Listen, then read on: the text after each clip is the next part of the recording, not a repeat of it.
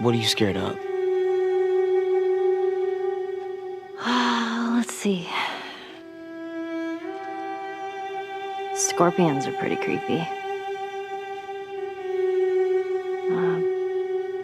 Being by myself. I'm scared of ending up alone.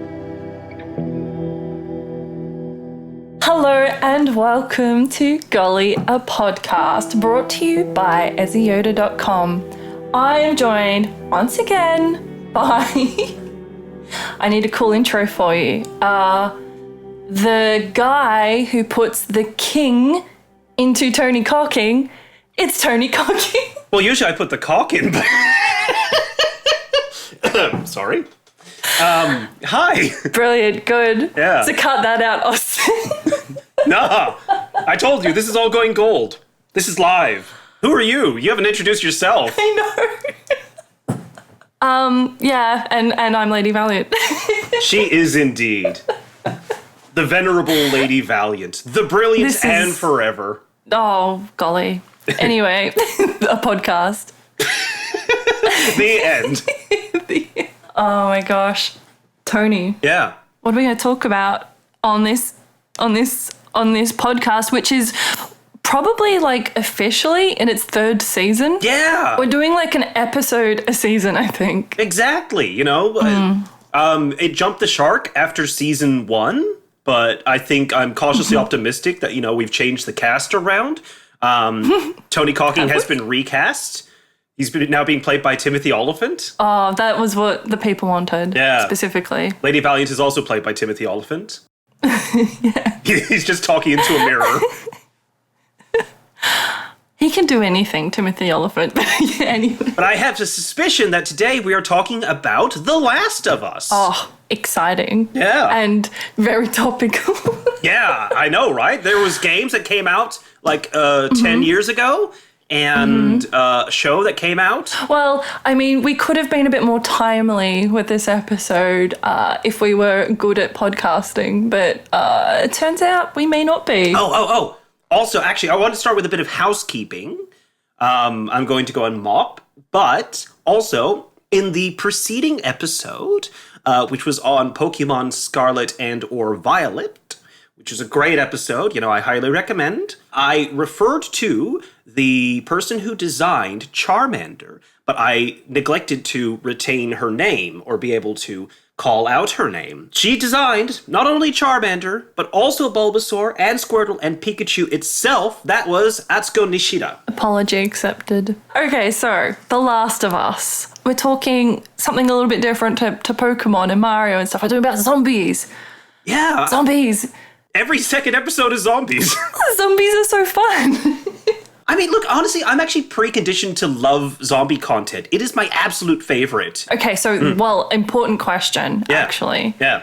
Do you have a zombie apocalypse plan for yourself? I used to. Okay. Originally, so I was living in an apartment, right, where there was like a stairwell, and you'd have to go up the stairwell. Well, if you want to stare at it, I guess. Okay. As you were. Thank you, soldier. You'd have to like go up the stairs to get to the apartment complex. And I thought, oh, this is great. I will destroy the stairs and then just use a ladder to get up and down. But now I have no stairs. So my current zombie plan is to just get on the roof and die. How would you intend to break these stairs? I never actually thought of that. It seems to be like what a plan involves, right? A hammer, a large hammer, if available. Okay. All right. And then how do you sustain your life while trapped in an apartment? No, that's what the ladder is for. So I can scale and unscale for foraging, scavenging, and date night. Aren't they one and the same? Yes, exactly. I'm here to scavenge with you. Or to scavenge you. Oh, fluster. Okay, so I want more details, though, about this plan, actually, because now you've changed it, so you're just going to go on the roof and die. Yeah. How do you intend to die then? By your own hand? Or are you just going to let the zombies consume you? No, I'm on the roof. I'm going to starve or dehydrate. So it'll be like the Hangover. Yes, I'm going to dug my way to success. That movie, Okay, that, good. that was not a fictional story. That was the sign of things to come. Yeah, it was a premonition. Yeah. Well, that's really beautiful. Like this idea of you just roasting to death like that. Yeah, I'll pen my last Very moving. memoir like Dario Rosso. Oh, nice. Let's just leave that reference out in the open so people can, Google it if they need to. Gotta find out more. Go to EZIYODA.com. But what have you? The thing is, right, I used to take it really seriously. And now I think I'm also a little bit like, I'd just give up. But there was a song I heard a little while ago by Lily Pichu, which is, if there was a zombie apocalypse, I'd let my dog eat me. And I was like, yes, a noble strategy. I want my dog to live. So the dog isn't zombified. The dog is No. merely using you as like a meal supplement. Exactly, yeah. But prior to that, I had a whole plan. I was going to go bush. I was going to study like weeds because I was like an often overlooked food resource is like just living off the land, right? But the weeds, turning the weeds. I like it that your plan is now just becoming like that weird kid in second grade who sat in the corner and ate dirt. That's you. That's your plan. Yeah. How do you know that wasn't me in second grade? Okay, so The Last of Us. Yeah. What's your experience with The Last of Us, Tony? So look, I would love to know. I got into The Last of Us fairly late in the piece. What? How late? How late, Tony? Well, I didn't have a PS3, so it wasn't readily available to me. Nor did I have a PS4, nor do I have a PS5. So technically speaking, I have no means of playing it unless I want to play less than good versions. I thought a sentence would form. It was a sentence, but it wasn't one. So I just wanted to give you all the space you needed right there. Yeah, verbal space, please. And, but I thought I would cram it in. So, over the last several months, I have been sitting there with a controller in my hand, really testing the limits of everything that the game has to offer, all of the minutia of it, all of the story beats, whatever exploration that happens to be in the Let's Play that I've been watching. I've been really putting in the hard yards. It's interesting because you mentioned holding a controller and watching a Let's Play. So I'd like to, really, really grapple with what you're referring to there as your experience. Well, how can I say with any certainty that I was not controlling it? I was pressing buttons and things were happening on screen. And by my definition, this is playing a video game. Yeah, I mean, you're not entirely wrong. It also works with movies and TV shows and political debates. You sit there with a controller while watching political debates? Yeah, which is really awkward when I'm there in person. Yeah. You have to leave, sir. Go. Important to note as well, the television series that has recently come out. So I just want to touch on whether you've watched any of the television series of The Last of Us. I have watched some of the television series.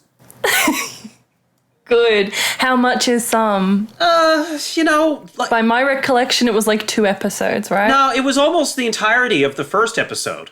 There we go. I was being very kind and generous. I don't know. I feel like this was entrapment. I feel like if I flubbed my way through, you would call me out. You'd shame me live on podcast. No, I feel like I don't need to because I'm very much just giving you the space to expose yourself. Okay, good. So, what's your opinion then, Tony, on The Last of Us? Oh, are we summating the whole thing already? Mrs. Valiant, what is your extensive experience with The Last of Us? I've played both games, actually, and I've watched the first season of the show that just came out as well. I'm quite the fan of The Last of Us, in contrast to you, maybe. So, okay, is it purely because you didn't have the game available to you on a console that you could play it on that you didn't have any experience with it? Or did you also lack a bit of interest? I don't think I would have played it ultimately. Why? So, basically, what's happened is the older I've gotten, the more insular my gaming desires have become. I know what I like, and I'm not feeling very experimental. I did try the Uncharted games a little bit, and I'm like, yeah, I'm not really into this. It just sort of feels like, it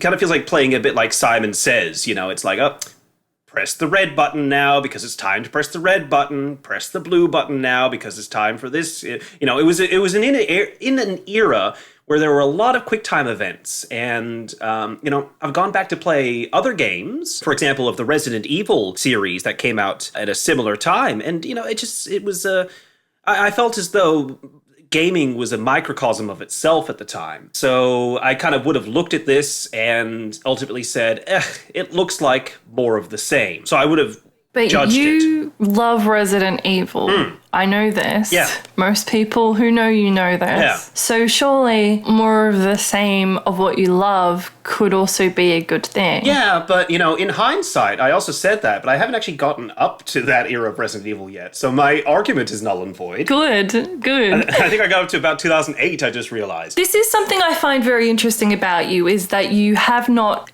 as far as our conversations have gone in the past as well, you've not really expressed much in the way of interest towards The Last of Us. And I find it interesting. You love zombies.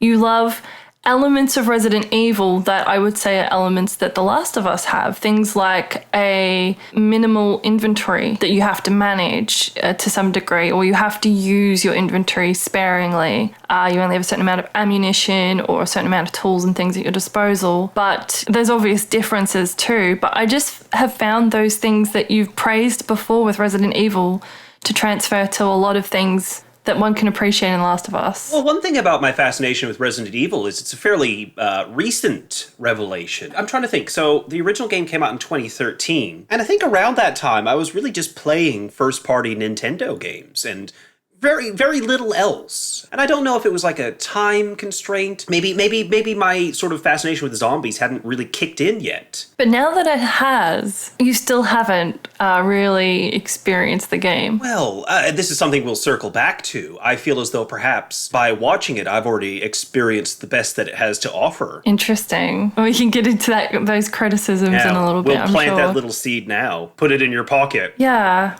Okay, must Well, I? that's not a good way of planting seeds, but Look, we start to touch on a bit of like a summary of the game here in terms of some of the ideas of the gameplay and things like that. But I think the standout aspect to me and to probably a lot of other people about The Last of Us is the story.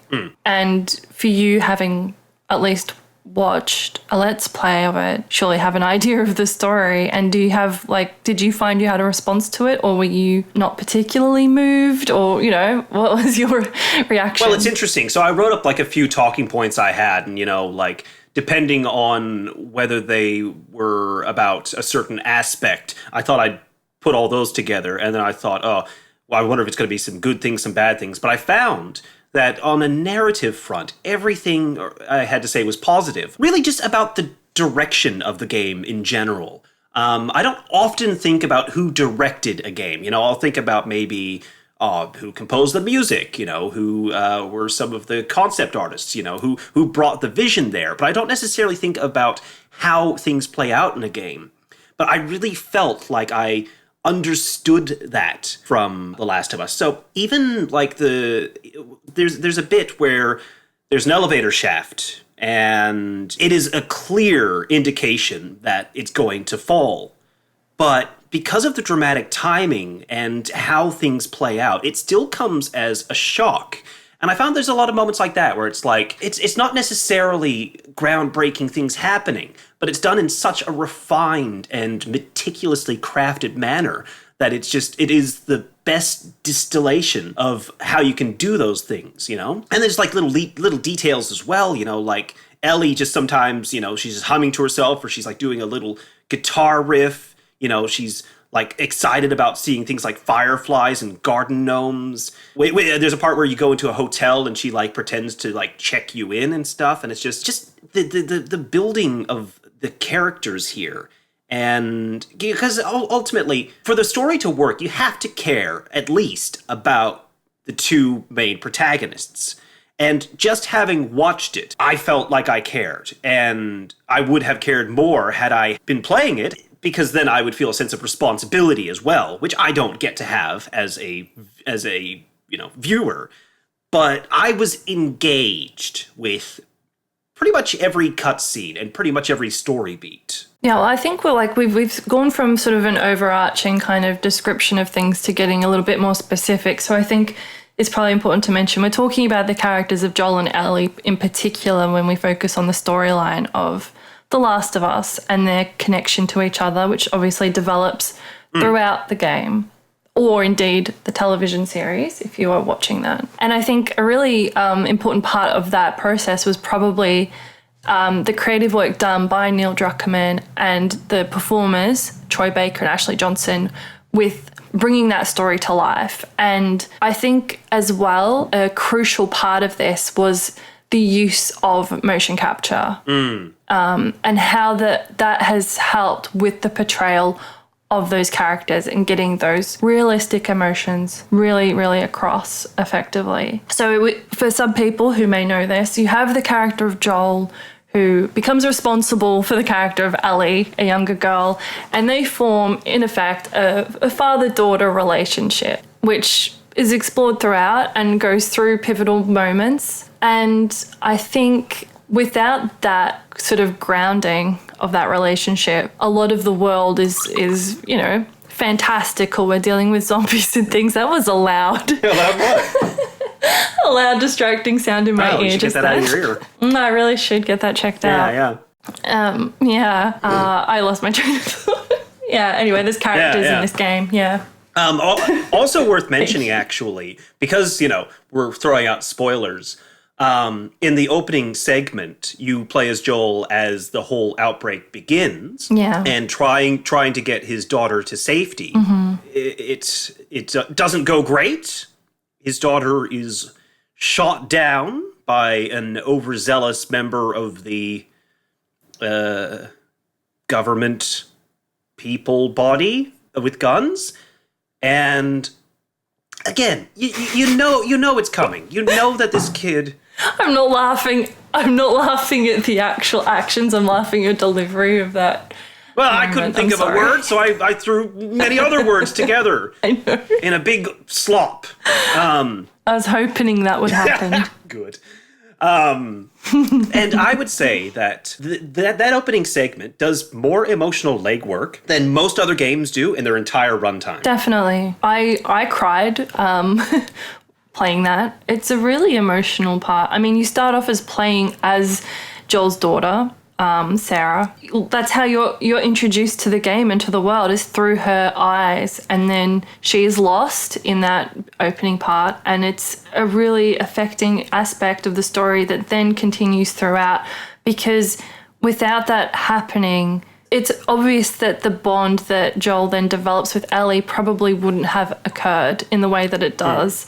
And the elements that kind of remind you of it, the watch that he wears that was a gift from her, and, all these callbacks and the things that have shaped him as a character. He's quite steely and gets the job done and is closed off emotionally from people because he has to be to survive, as a lot of characters in sort of apocalyptic stories are. But yeah, how that progresses with his bond with Ellie, culminating in how the story ends, at least in the first game in particular. It is a moving experience. That game had me crying at times, and it had me emotionally invested, and not a lot of games do that to me. Yeah, and people are still talking about it for the strength of its story, Mm-hmm. I think I can't say with fairness whether it'll last the test of time, because I don't necessarily know how much further video game narrative is going to progress.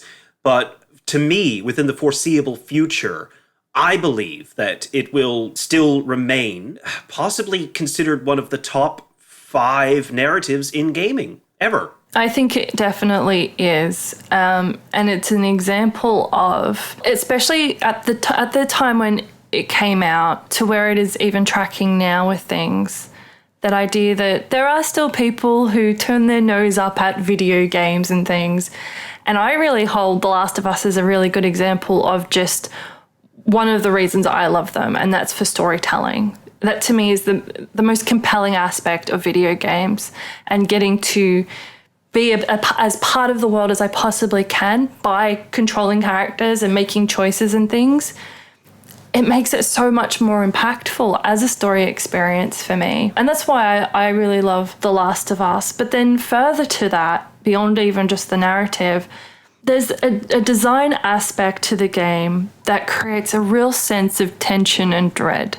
And it's a very linear game. You have a lot of sometimes very repetitive tasks you need to do. You need to get through a particular area. It's sort of your choice if you want to be stealthy or if you want to go in guns blazing, how you want to approach the task at hand. But the zombies themselves and the atmosphere, the environment that's created in The Last of Us is really effective. And I found, and I think others have too, that idea of feeling really tense and stressed playing it. And I think that that's something that not a lot of other games necessarily have. They might be a bit stressful. You might lose your save progress or something.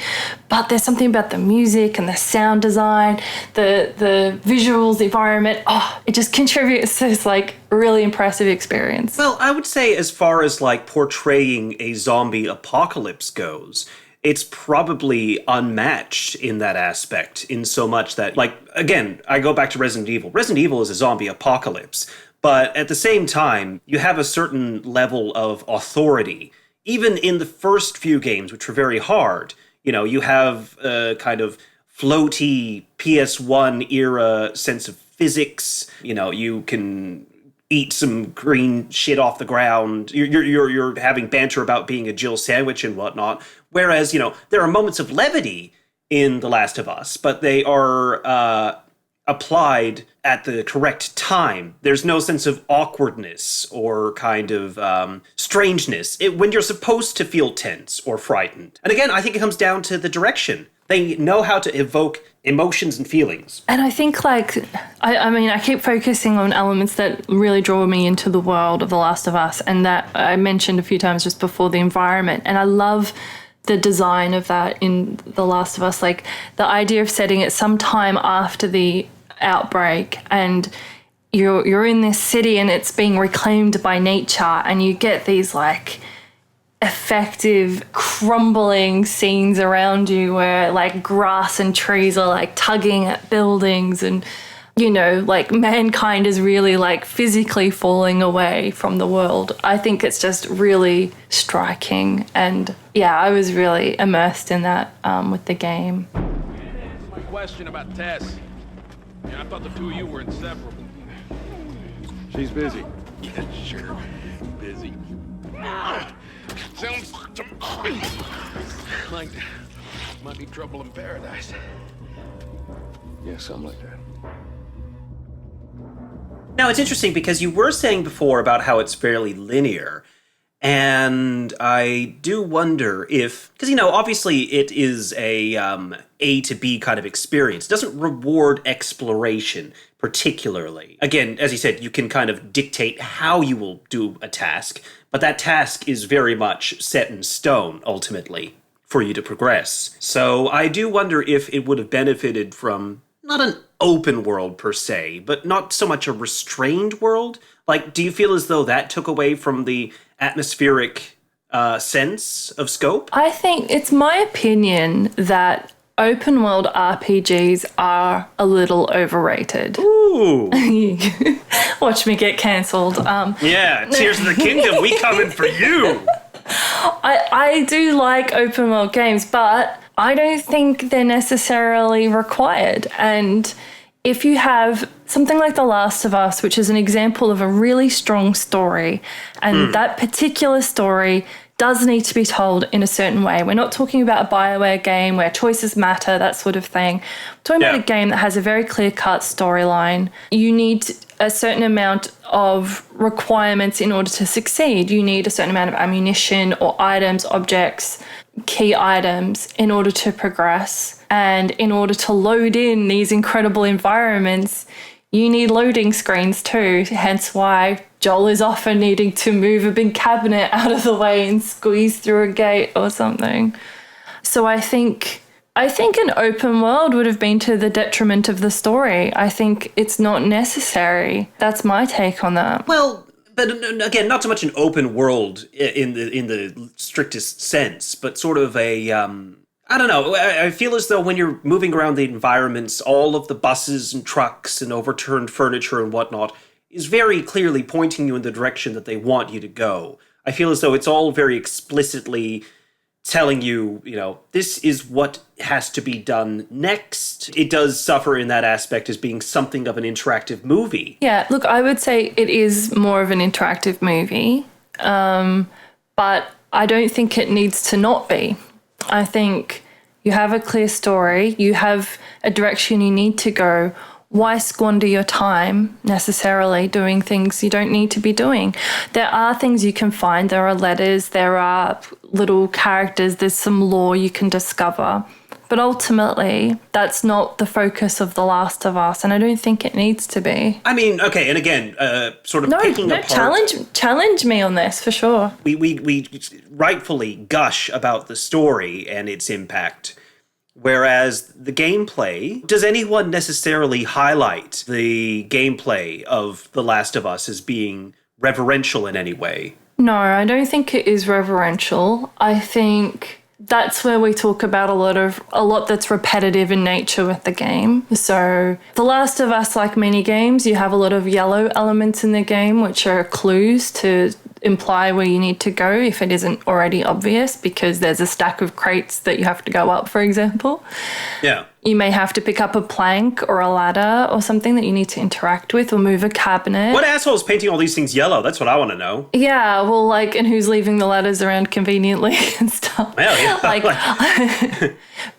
Obviously, there were a lot of really considerate carpenters in the apocalypse. Very considerate. So, and then, the use of weapons and things, or a brick or a bottle, it is limited. There's not a lot that you can be creative with in resolving the situation you may be in the game. But again, I think, it's that thing. The story is so strong, and that is the focus, that everything is working towards guiding you towards that next part of the story. One thing that really kind of took out my sense of immersion, the stealth element. It feels a little bit silly. So, there's a group of people that you're following behind, and a straggler, you'll take them from behind, you'll kind of choke them out, and you'll be like,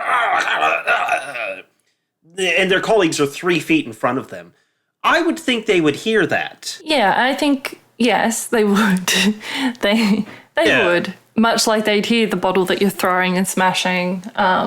They would hear that. But again, I think it's that thing of, Resident Evil has suffered from this. One may be likely to think of Ashley screaming, Leon, in Resident Evil 4.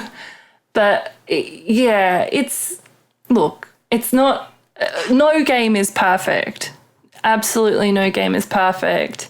And I think, there's a lot about the gameplay and the mechanics that are lacking, but Uma Musume is pretty good. I think it does its job. I did want to highlight what I really would have liked to have seen are more kind of moments where things become really unique in the gameplay. Like the part where you get caught in the rope trap and you have to fight them off while you're upside down. That is a great little set piece. Yes. Why is there not more of that? It is. Look, there are certain moments where things do change. I think of that moment. I also think of Ellie being afraid and not being able to swim. That's an interesting aspect of the character, but is also an interesting gameplay function where Joel has to then get Ellie on the board and then push her through the water to be able to save her. Yeah. So there are some unique features that do come up, and they kind of cut through maybe what could be a little bit of the monotony of the gameplay, because you break through to an area, okay, here's the box that I'm in with X amount of enemies that I need to either kill or, stealth past somehow. Those are the things that kind of tantalize a little bit more interest, I think, with how you go about conducting yourself as a player of the game. But look, it's not its strongest feature.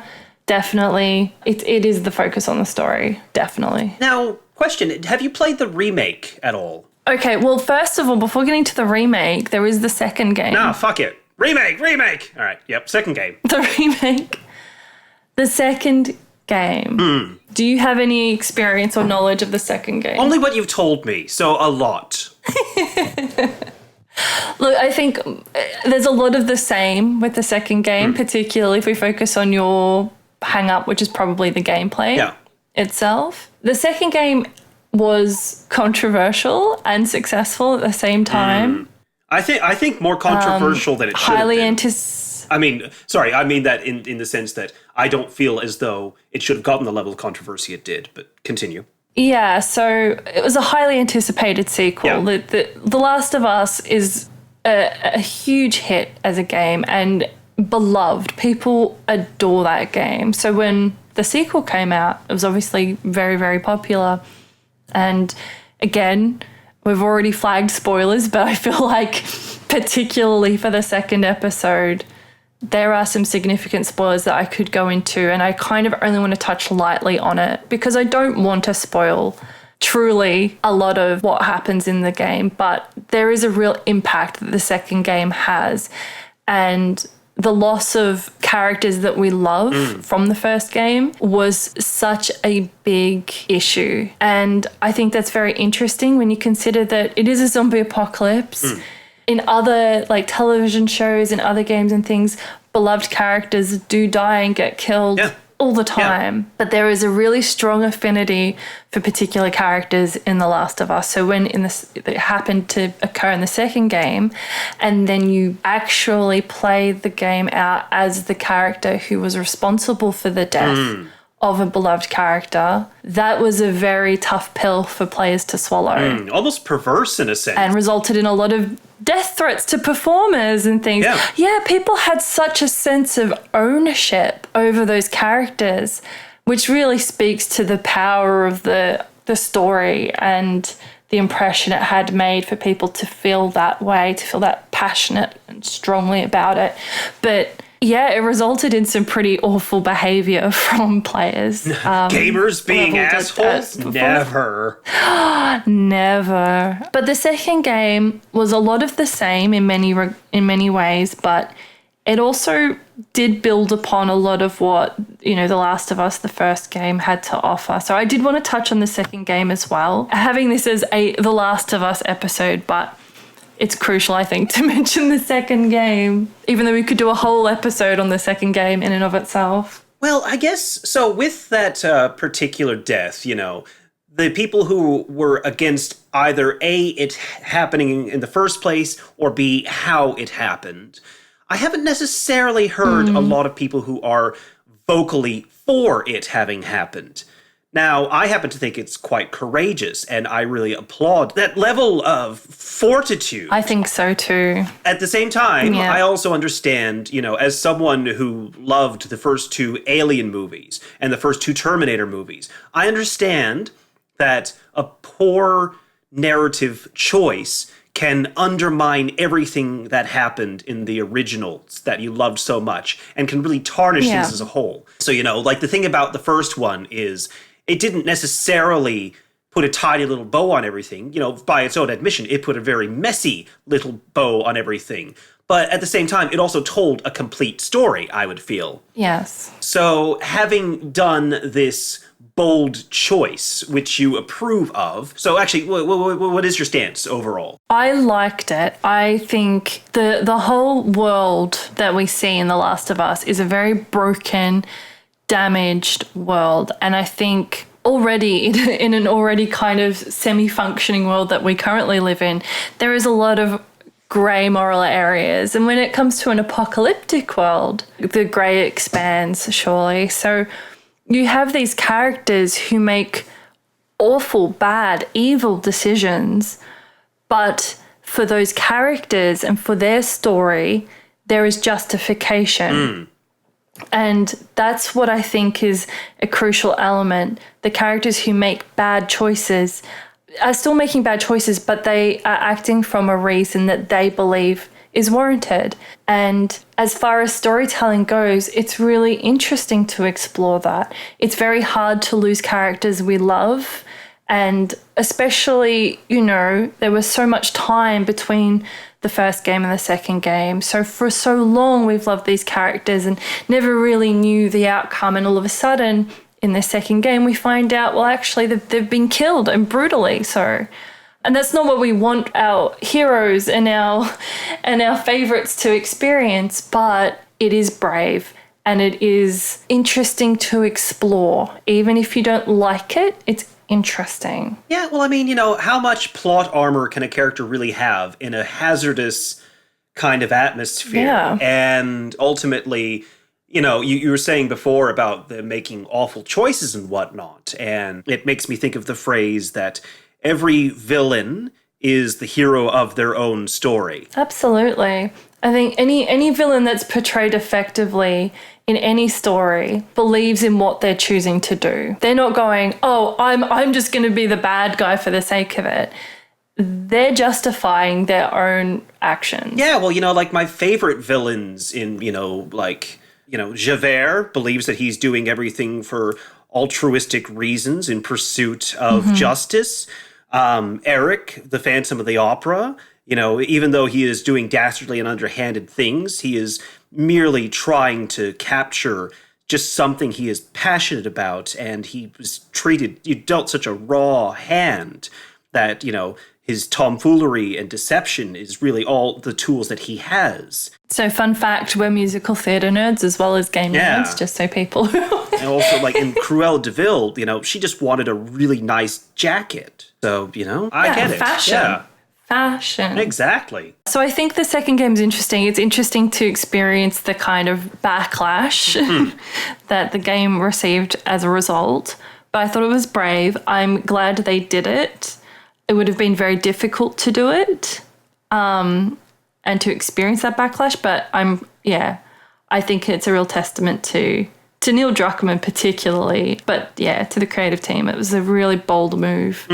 Now, but do you feel as though it takes a little bit of the wind out of the sails for the rest of the playthrough? See, I remember at the time there was a lot of response that tried to be thoughtful, and a consideration that was made was the idea that perhaps an alternative order or sequence of events could have taken place with the game. Oh, interesting. So it's very early on, quite early on in the second game, that this significant event happens and we lose a character. Yeah. And then the resulting exploration of the events that led up to it. And then it was interesting that perhaps a different sequence of events could have happened, but I have no doubt that was considered. I have no doubt they storyboarded many, many ways that they could have told the same story.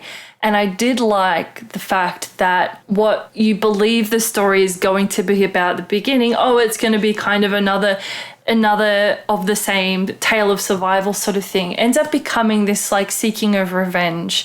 And again, the moral ground around that idea, what is the purpose of revenge, why seek it, and how to create a world that has some level of justice in it, even in this dystopian nightmare. I guess as well, though, I mean, killing off a character at the conclusion of a story is, if you anticipate there will be more, it has a certain level of courage. But to do it towards the beginning suggests that you're going to have to commit to it for longer periods of time. You're going to have to live in a world without that character and be in it. It turns the story beats on its head.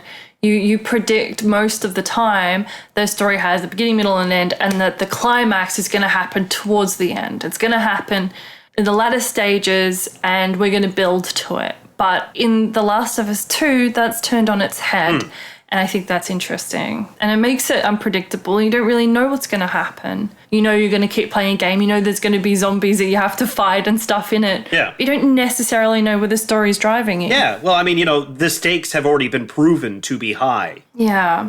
And I think that's interesting when we consider the television series, because like many adaptions of video games, I think people probably had a healthy level of skepticism. I remember seeing the initial trailer and getting quite excited because it looked great. Pedro Pascal is amazing. We all love Pedro. And Belle Ramsey's incredible too. I think having heard some of the commentary from Neil and from others surrounding the creation of the show, I appreciated the thought that went into the reasoning why make it a show. I mean, we have the games with this incredible storyline. What is the point of revisiting that exact thing again for television?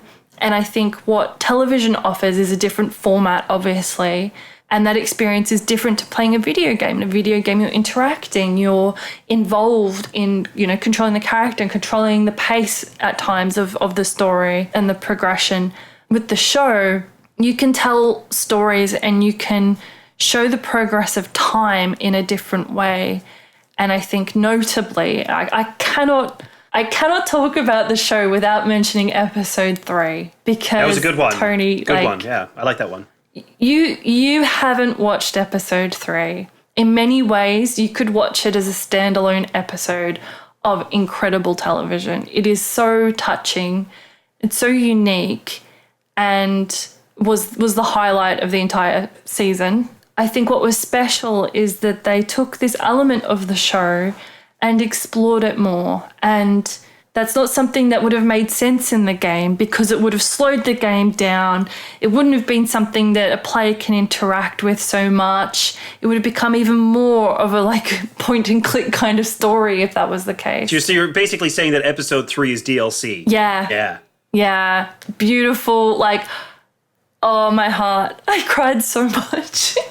Yeah, episode 3 is beautiful television. I do also so I've been a lifelong gamer. Weird flex, but okay.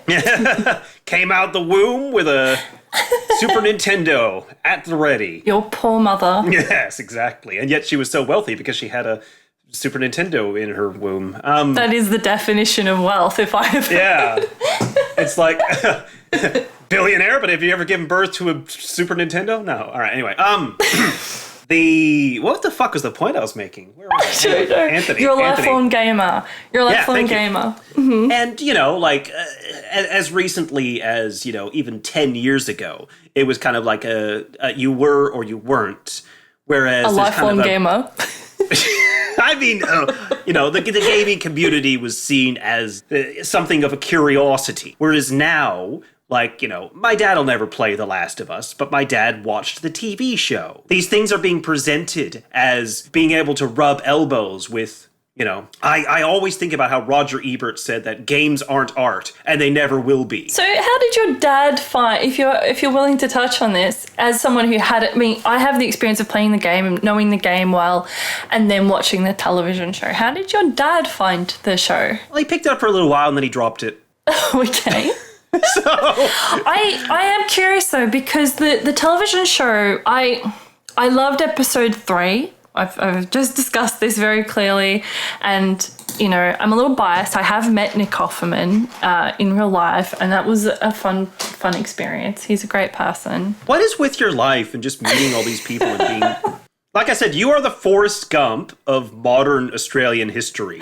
It's kind of funny dropping little facts of my life on people from time to time because my life is kind of weird. Yeah. Yeah. But where was I going with this? Okay, episode 3 was incredible.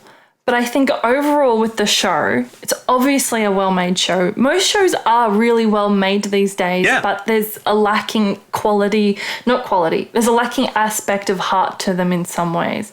I think with The Last of Us, with the television show, a real element that was lacking was the element of danger. Oh, interesting. They're living in a zombie apocalypse, and I felt like they had these really moving sort of insular bottle episodes which help you connect to the character and give you some lore and some insight. That's meaningful, but it does slow down the pace of the story overall. And it limits the danger, that element of they are living surrounded by zombies and other dangerous humans, but they're able to just slow down and have these moments. It just felt a little too much in the one direction without kind of considering the overall world, in my mind. Interesting. Well, having not watched it, I can't really opine. I love that we're doing this episode. I would never do an episode on a podcast about a game that I haven't played or Never once. never 0 times. But I will say, okay, so this is an interesting thought because, all right, it emotionally resonated with you, but you feel as though it was kind of out of place. Is it okay to shoehorn these things in, if indeed that is what they did? I think there was just too much, just a little bit too much time and a little bit too much focus on these particular specific storyline arcs that they wanted to explore. And it's not that they shouldn't explore them, but I think what results from an episode is, well, this episode is devoted to this story arc. And I think oftentimes an entire episode is not necessary. I think with television, you do have, like a lot of other mediums, you have the privilege of being able to understand something from an image, from a montage, from even a song, potentially. And I think there was just sort of too much, like, okay, we're going to sit in this moment, in this experience, and sort of dwell on it, rather than being like, well, this is happening, but not at the exclusion of the danger that's also happening. Okay, interesting. That's my take on it. I like me some zombies. Yeah, give me the zombies. I like me some zombies. I like me some naughty danger, and I do like caring about my characters. I do like story, and I appreciate that they're exploring that, but I think it was a little bit too weighty. Interesting. But it did, as you say, end up being your favorite episode. Well, I think with episode 3, if they'd stuck with episode 3 and then subsequent episodes they picked up the pace again and explored more of the action, that probably would have felt a little more right. Like, okay, we took our time with episode 3 and now we've moved on. But it did happen to feel as though, okay, we want to bring that, like, focus in again in the next episode and again. And it just felt a little bit too heavy, a little bit too much. But I think episode 3 is a really special and important piece of television, and was also moving to experience in the world of a zombie apocalypse, and with a video game adaptation. But I think moving forward, there does obviously need to be focus on characters and relationships, but it's still a zombie-infested world. There is danger, and I feel like a lot of that was lost. Like, there were beyond that episode, beyond episode 3, there were moments where Joel and Ellie are just casually walking through sort of city landscapes, talking loudly, having a bonding experience together. And it felt unreasonable that they could do that in a city environment where zombies should just be prevalent. Well, I could see Ellie trying it, but I can't see Joel letting her get away with it. Yes. Because, she's a bit teenager and he is surly older gentleman, Yeah. And I think both He's of them... grumpy daddy. There's part of it where you can understand losing yourself in a moment. We're in a moment where like emotions are high. We've sort of forgotten our surroundings, but it didn't quite feel right in the moments that I saw in episodes that were to follow. And I just think Joel especially would be more honed and cautious about how to travel in a city, and that ups the tension. And I think that's what was lacking, was tension. And that's what the game serves, is a lot of tension, and what the TV show was probably lacking. It's interesting when you think of The Last of Us as a game, because you talk about it being a bit more of what's the genre, the sort of story games. Wow. Not RPG, I'm not talking about that. Oh God, Austin, help me. Austin, be a mate. Be a mate. No, I'm talking about those like novels, like the... Oh, Tony, help me. A dating sim. I hate you so much. Cool. Zombie dating sim. What was that? Find your zombie that one mommy. thing you wanted to talk about? Let's go back to that. Mombi. Mombi. Yes. Yeah. I think you're referring to a visual novel, Yeah, perhaps? that's exactly. Excellent. So the thing about... yeah. What is I'm just going to go on a completely different tangent here. What is, what to you is like a pinnacle example of storytelling when it comes to the zombie genre? Because there are a lot of zombie stories. Ooh, okay, so, I mean, I will refer to Walking Dead, but I don't mean all of Walking Dead, because there were, after it jumped the shark, dialogue and character choices were just ludicrous. But if you could put a season in a vacuum, season 1 of The Walking Dead is a succinct, complete zombie story. Did you play the game, the Walking Dead game? No, I still haven't tried the Telltale games, right? Mm-hmm. Yeah, I haven't tried those yet. So I am just as equipped to talk about this as I am to talk about The Last of Us, to be frank. Who's Frank? He lives next to George. Costanza? Yes! He's an architect, you know.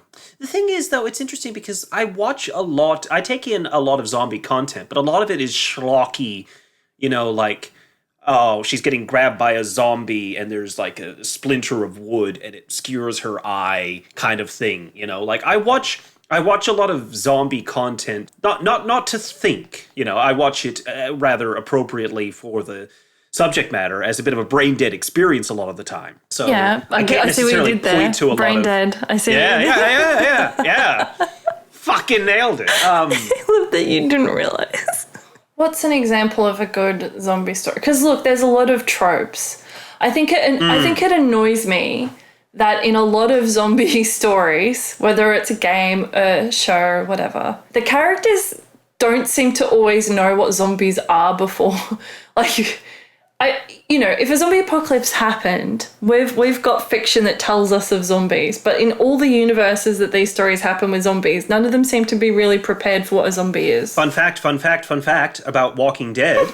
That's why they never use the term zombies. No, I know, walkers. Yeah, because in that universe, one of the, I can't remember who said it, but someone involved with Walking Dead said that in their universe, there is no zombie fiction. Yeah. Yeah. At least they embrace that. But I think a lot of others, they see a zombie and they're like, what is that? Or it'd be like, that would be where my mind would leap to immediately. I see anyone acting zombie-like, I'm like, that is a zombie. Yeah, but you probably think it's someone on bath salts or something similar. Yeah, zombie. I mean... It's such a fantastical notion. You're probably not going to jump into it. A sprained ankle and they're limping. I'm like, that's a zombie. So, in the context of the situation before, where you trip just slightly and injure your ankle, you'll be fine because the zombies will look at you with your shambolic gait and they'll be like, oh, she's one of us. That's assuming they... No brains. Excuse you? No brains. I have no brain? No brains. Did you have... any context or understanding? Wait, hang on.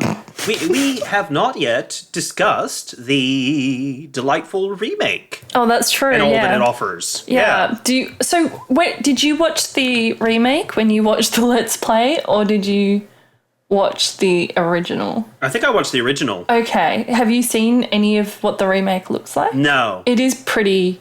It's very nice. Visually, very stunning. Like, the interaction with the environment was really striking. Like, you get some really incredible effects with the remake. Like, interacting with the snow and the blood in water and things like that. I like you went, snow! It's really nice. Blood in water. Excellent. These are the things I care about. Just liquids, apparently. Not that snow's a liquid. It could be. Give it some time. Give it some time. Put it under my pillow. Believe it. Why do you a pillow specifically? Because my pillow is warm. Another weird flex. I have a really high body temperature. I think it's because I have very bad health. But... This is nice for everyone to know. One thing about, it doesn't surprise me that the remake is pretty, because I would posit that the original was very pretty. A lot of games around that era are a little bit uncanny valley, because the graphics were coming along so fast, but they hadn't necessarily figured out how to use them in a lot of instances. So, something looks human-esque, but unnerving, whereas I didn't feel that looking at the character models of the PS3 original. Did the remake have to happen? Could they have just ported... Oh, okay. All right. I don't think it had to happen. I think it was just we can make it a little more polished looking, so we're going to. I think they could have waited to do a remake, but for whatever reason, it happened when it did. Maybe with the anticipation of things like the television show, who knows how long that's been in the works for. But I don't think it was necessary. I think more something that is more than necessary is being able to play it on something other than a PlayStation. That's the real focus, I think, that should have happened. What? I think you can play it on PC, can't you? Well,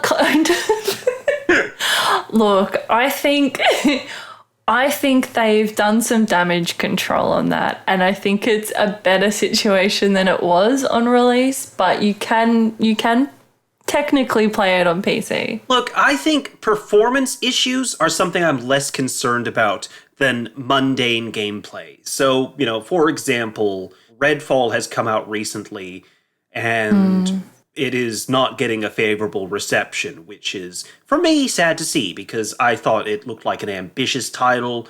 I think the Xbox community could use some wins. And, ultimately, I don't think the developers did anything particularly egregious that warrants such glee. I think it's very unreasonable to put blame on the developers whenever these issues happen on release of a game. But why... It isn't typical that a developer wants to release an unfinished game. Well, one thing, though, about, The Last of Us is, okay, it came out before it should have, but that was mostly due to technical issues. There weren't necessarily any kind of dubious gameplay or design choices that I'm aware of.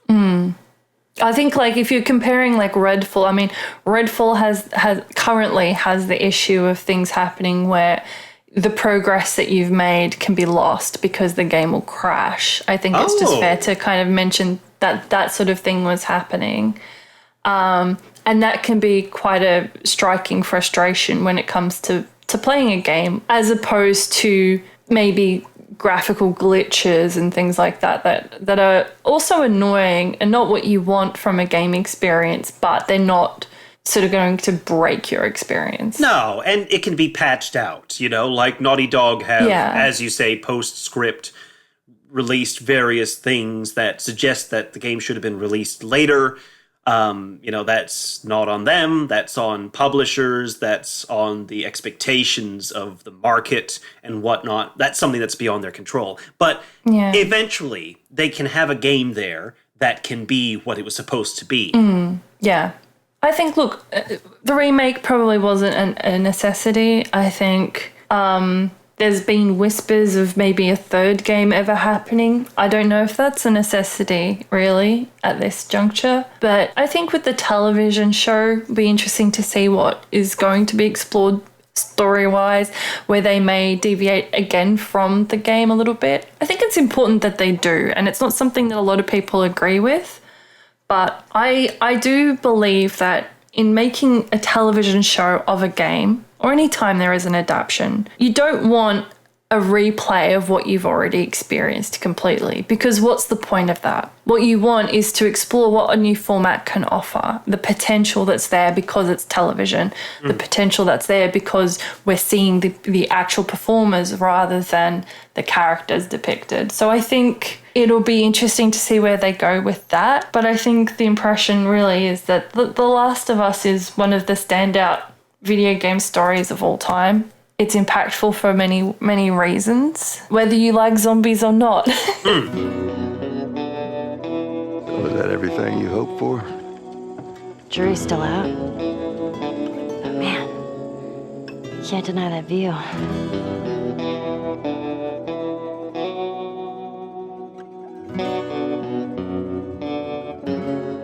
Tony, is the game good, and or do you recommend it? Okay, so here is a bit of a hot take, right? It is a game that people play for the story, correct? I feel like I'm being attacked, interrogated with what you're saying. And I'm undermining your, whole thing you've built up here, but I feel a little attacked.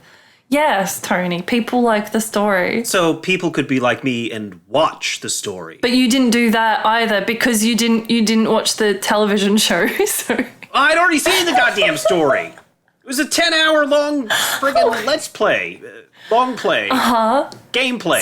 So wait, what is your take on this then? Well, I mean, ultimately people play a video game for an experience. And if I can experience the best of it without having played it, then do I really recommend people play it?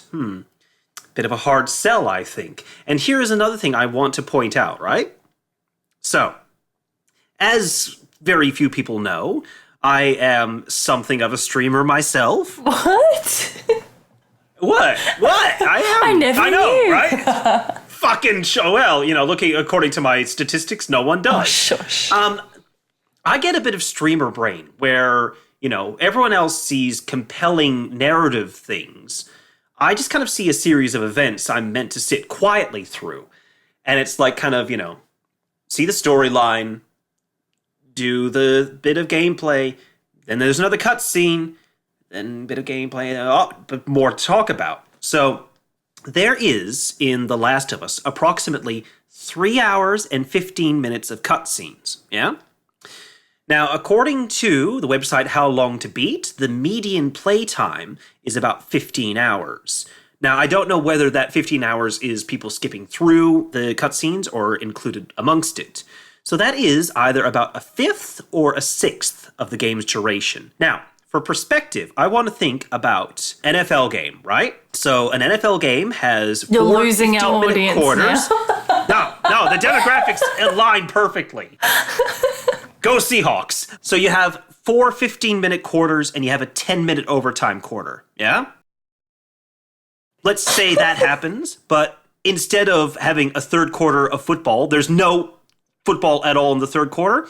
It's just 15 minutes of Patrick Mahomes talking to his teammates. That is not acceptable there. But in the context of a video game where we seek out these experiences that are through storytelling, it's tolerable. Well, what I think is interesting in your answer is that I asked if you think the game is good in regards to playing the game, but you answered in regards to streaming the game. Yeah. Well, I haven't played the game, so my answer is just. But you haven't streamed the game either, so. Stands to reason. So what I'm doing is I'm applying a little bit of pressure to you to understand your reasoning a little bit more here. Well, because I had this really good talking point. Yeah. So I just thought What you did is you came up with an analogy that you loved. Yeah. And I know you cherish that analogy, so I'm here to just stamp on it a little bit. Exactly. Stamp on everything I cherish. Call me Stampy. So are you kind of saying that it's maybe not a good game? It's a good game if you want certain things. If you want gratification at a high clip. That's the same you could say it for anything. It's anything. No. Well, yeah. No. It's good if you want... Resident Evil Remake is good for everyone. Absolutely everyone. It's not. Yes, it is. Oh, golly. My final opinion is I'm right. Well, fine, but what are you right about? What's your opinion? I don't know. I don't really have one. What's yours? Okay, so you don't have an opinion on whether it's good. Yeah. I have an analogy, but no opinion. And your recommendation is non-existent. My recommendation is watch it. Instead of on playing YouTube. it. It's free. If you were given the game for free to play, like if I bought you the game as a gift, would you play it? If you hadn't watched it? Yeah, that's the thing. Like, now it's kind of like, well, I know what happens. Ah, that is interesting, because I think it is the kind of game where maybe the replayability isn't necessarily really there, but I would say it is a good game and I do recommend it. Yeah. And look, as someone who has played it, I would value your opinion over my own. Well, I'm normally quite contrary, so maybe not everybody would like that, but I love zombies. I love good story. I love zombies. Good list. Yeah. Zombies. Story. You can't Zombies. come at me for my answer when yours was like, Oh, it's good for certain circumstances and things. Haven't you read my reviews yet? That's basically the short form version of what I say. I am the person who reads your reviews. What do you mean? Are you saying you're that one reader? Yes, no. Wow. I'm saying I read. It's like Cyrano de Bergerac, except you read stuff instead of say stuff. Yeah, exactly. Really shoehorn that one in. As you always do. I was just feeling lugubrious, and I wanted to make sure that the important things got in there. Oh, you're the worst. Thank you. Oh, okay. Well, any other little tidbits you want to add? I think Joel is very attractive. Oh, okay. Let's unpack this a little bit then. No, that's it. Oh, okay. It's unpacked. It's like when you go on a holiday, but you've only got, like, socks. You know, you open up the case and you pour it out, and it's unpacked. Joel is socks. I feel like that is in direct opposition to what you were just saying. Ah. You described Joel as being attractive. I said, let's unpack it. And you said it's like opening a suitcase and there's just socks. I feel like that's not how you describe an attractive person. Joel is socks. Reliable. Yeah. Necessary. Yeah. Pursuit. Underappreciated. Yeah. Sure. This is beautiful. Yeah. What about you? Did you have any other little bits of tids you'd like to explore? No. I'm all good. I think that's hopefully enough. Do you think? I think they've had enough. I think they had enough within the first 15 minutes. Oh, I think Austin will have had enough. Yeah. Tony, thank you for talking to me about a game you neither played, cared for, appreciated. Just gotta hit those trends, baby. Yeah, thank you for being on our podcast. Thank you. I was a special guest star in our own show. I will say, I enjoyed The Last of Us more than I enjoyed Pokemon Scarlet and Violet. Well, yeah. Does that mean, according to our trend, the next game that we will cover will be one that we will both not like? Fucking Genshin? Sorry, what? Well, yeah, spoilers. Okay, well, we can just leave it at that. But yeah, thank you, Tony, for your very meaningful time. Sarcasm, I like it. Yeah. And yeah, thank you if you listen to any of this. Thank you for being here and listening to Golly, a podcast brought to you by the incredible EZIYODA.com. Good golly. Fuck. What?